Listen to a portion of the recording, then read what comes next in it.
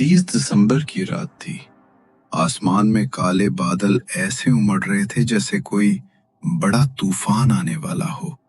रह रहकर बिजली कड़क रही थी और शहर की चकाचौंध से दूर नीलगिरी अपार्टमेंट के सामने एक टैक्सी आकर रुकी। 10:30 बज रहे थे जब आरुषि अपना सामान लेकर नीचे उतरी। सामने खड़ी वो पुरानी बिल्डिंग देखकर ही उसे थोड़ा अजीब लगा। दीवारें सीलन भरी थी और वहां की हवा में कुछ भारीपन था। आरुषि गेट की तरफ बढ़ी तो देखा वहां एक बूढ़ा वॉचमैन रामू काका बैठा है। उसकी आंखें एकदम सफेद और बेजान थीं, जैसे वो देख तो रहा हो पर उसकी नजरों में कोई चमक ना हो। आरुषि ने हिचकते हुए कहा, नमस्ते काका, मैं आरुषि, फ्लैट 1312 की नई मालकिन। काका ने धीरे से सर उठाया और उनके चेहरे पर एक ऐसी मुस्कान आई जिसे देखकर किसी के भी रोंगटे खड़े हो जाएं। उन्होंने चाबियों का गुच्छा उसकी तरफ बढ़ाते हुए कहा, आ गई बेटी, हम सब तेरा ही इंतजार कर रहे थे। ये ले चाबी, पर संभल कर, आज की रात बहुत भारी है। आरुषि जैसे तैसे 13वें फ्लोर पर पहुंची।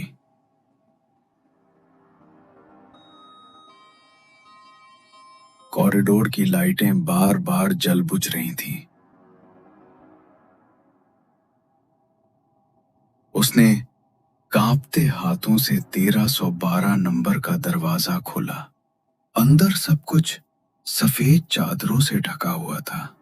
आरुषि के मन में एक ख्याल आया, यार, शहर के बीच इतना बड़ा फ्लैट मुझे इतने सस्ते में मिल कैसे गया? पर उसने खुद को तसल्ली दी। वाइन की एक बोतल खोली और सोफे पर बैठ गई।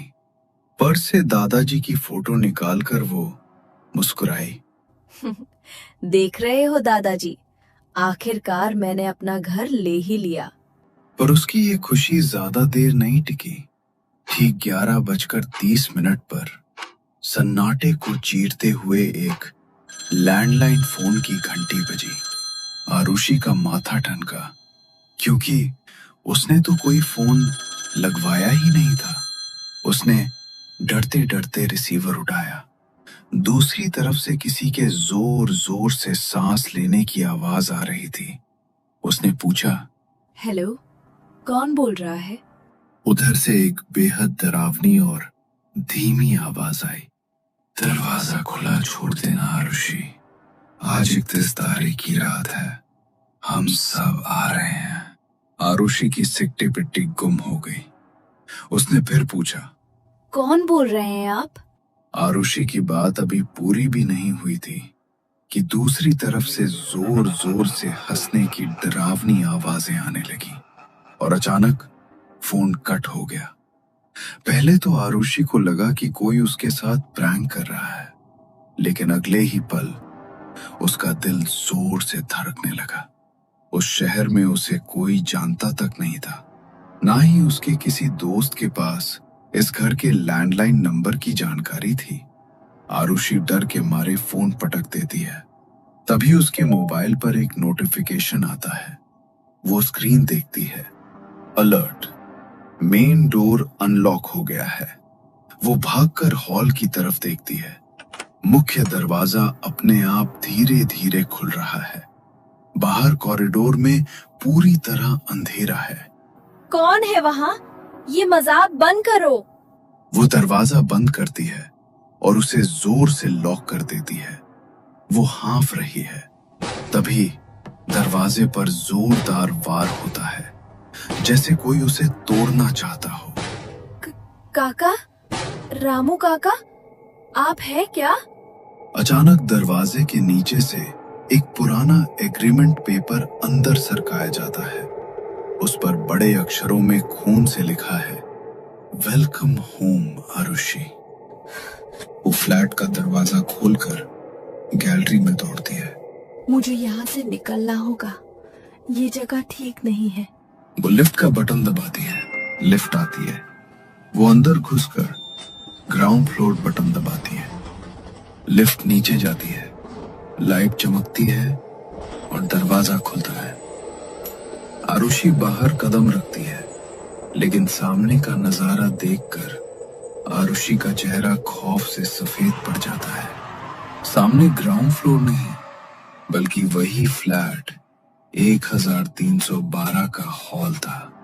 मेज पर रखा वाइन का ग्लास अब भी वहीं था। आरुषि को यकीन नहीं होता। वो सीढ़ियों की तरफ भागती है।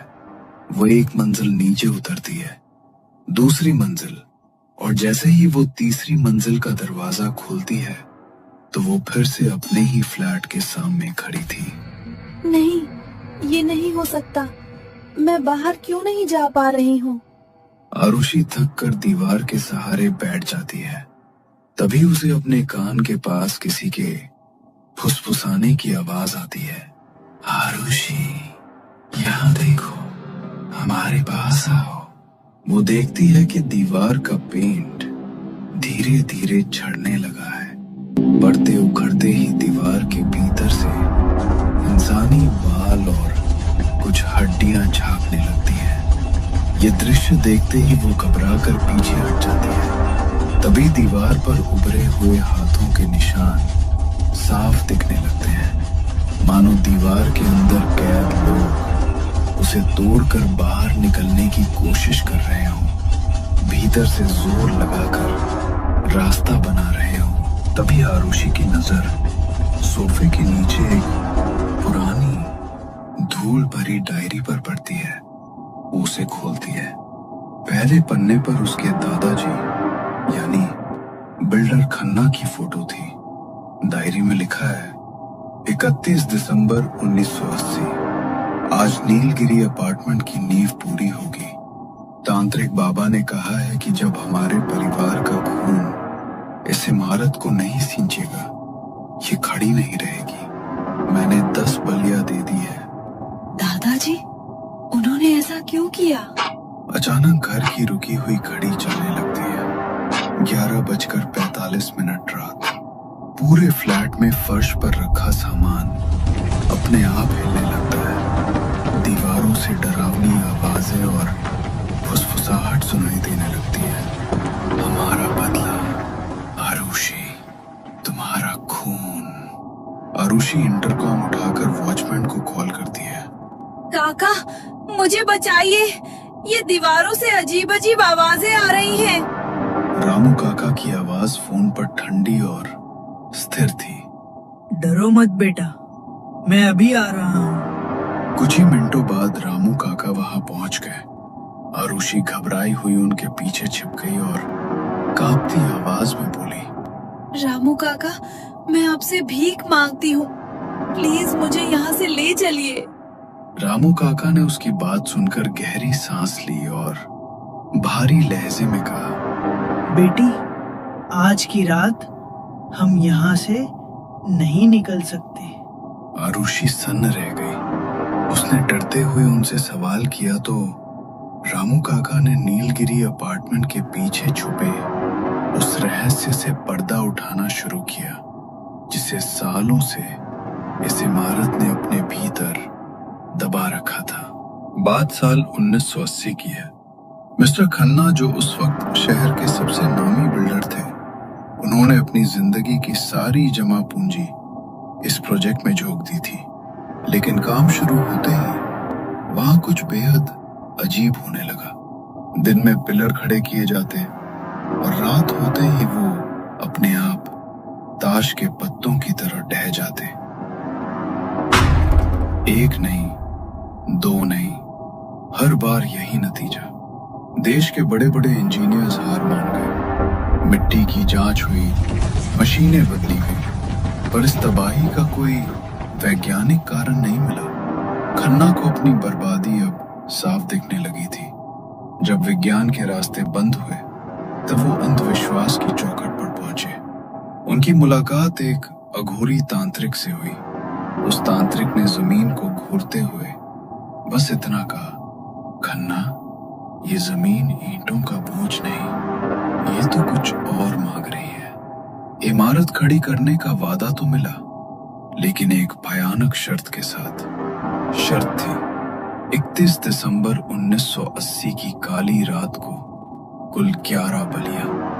उसमें कहा, देख, वो 10 बलियां गुमनाम मजदूरों और बेघरों की जलेगी, जिनकी गिनती न पुलिस के पास है न ऊपर वाले के पास। दुनिया उन्हें भूल चुकी है लाला, लेकिन 11वीं बलि ये किसी एरे गहरे की नहीं होगी, ये तेरे अपने खून की होगी, तेरे अपने खानदान के कोई चिराग की। डर और लालच में अंधे होकर खन्ना ने इंसानियत बेच दी।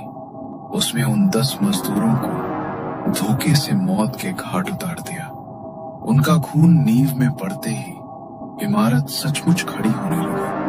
लेकिन जब 11वीं बलि का वक्त आया, जब खन्ना को अपने ही परिवार का गला काटना था, तो वो पीछे हट गए। उनकी हिम्मत जवाब दे गई। कुदरत और काली शक्तियों को धोखा नहीं दिया जा सकता। उसी रात, उसी कंस्ट्रक्शन साइट से गिरकर खन्ना की रहस्यमयी मौत हो गई। पुलिस फाइलों में वो महज एक एक्सीडेंट था, लेकिन असल में वो उस तोड़े गए वादे की सजा थी। तंत्र अधूरा रह गया और बस तभी से नीलगिरी अपार्टमेंट की वो प्यासी दीवारें अपनी उस आखिरी 11वीं बलि के इंतजार में आज भी जाग रही हैं। कहानी सुनते सुनते आरुषि का गला सूख चुका था। रामू काका की आवाज खामोश हो गई, लेकिन कमरे का तापमान अचानक गिर गया। आरुषि ने कांपते हुए रामू काका की आंखों में देखा। वो अब एक बेबस बूढ़े की आंखें नहीं थी, बल्कि उनमें एक अजीब सी क्रूरता तैर रही थी। आरुषि धीरे से पीछे खिसकी और अटकते हुए बोली, लेकिन आप मुझे ये सब क्यों बता रहे हैं? रामू काका के चेहरे पर वही रोंगटे खड़े कर देने वाली मुस्कान वापस लौट आई और उनकी गर्दन एक अजीब झटके के साथ टेढ़ी हुई। बाहर शिकारी जाल बिछाता है, पंछी को आजाद करने के लिए नहीं, उसे कैद करने के लिए। 45 साल से मैं इस गेट पर बैठा हूं, ताकि खन्ना का खून वापस आए और उस अधूरे वादे को पूरा करे। आरुषि को झटका लगा। उसे समझ आ गया कि जिसे वो अपना रक्षक समझ रही थी, वो दरअसल इस काल कोठरी का पहरेदार है। मतलब वो 11वीं बलि मैं हूँ? हाँ, तुम्हारे दादाजी ने जिन 10 मजदूरों को इन दीवारों में चिनवाया था, उनमें मैं भी एक था। हम सबकी रूहें भूखी हैं। वो तुम्हारे इंतजार में दीवारें पकड़े खड़े हैं। आज हिसाब बराबर होगा। तभी दीवार घड़ी ने टिक टिक करना बंद कर दिया। कांटा 11:59 पर था। अचानक कमरे की बत्तियां बुझ गईं और सिर्फ बिजली की कड़कड़ाहट की रोशनी रह गई। आरुषि को उन रूहों ने दीवार के अंदर खींच लिया। घड़ी में 12 बज गए और सब कुछ शांत हो गया।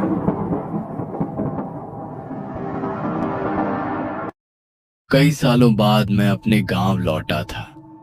गाड़ी पार्क करते ही मैंने देखा कि पूरा गांव सुनसान पड़ा था, मानो कोई जिंदगी ही न बची हो। मेरा घर भी वीरान था, खिड़कियों पर धूल जमी थी। तभी गांव का एक आदमी मुझे आता दिखा।